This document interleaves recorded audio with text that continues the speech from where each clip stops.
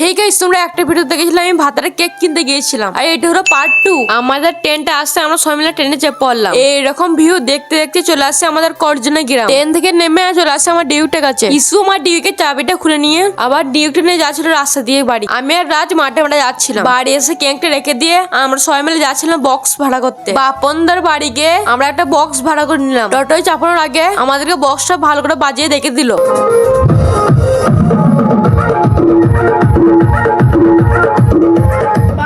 বক্সটা ভালো বাসছিল বলে আমরা ফটাফট টোটো চাপিল। টোটোয় বক্স চাপানো হয়ে গেলে আমি আর রাজ সাইকেলে আসছিলাম, আর ওরা টোটোতে আসছিল। আসতে বক্স টোটো থেকে নামিয়ে নিচ্ছিলাম। টোটোয় লাগা ভাড়াটা দিয়ে বক্স তারের ফিট করে নিচ্ছিলাম। আর এইদিকে ডেকোরেশন চলছিল। ভাইরা সব এইদিকে বক্স বাজাতে ব্যস্ত।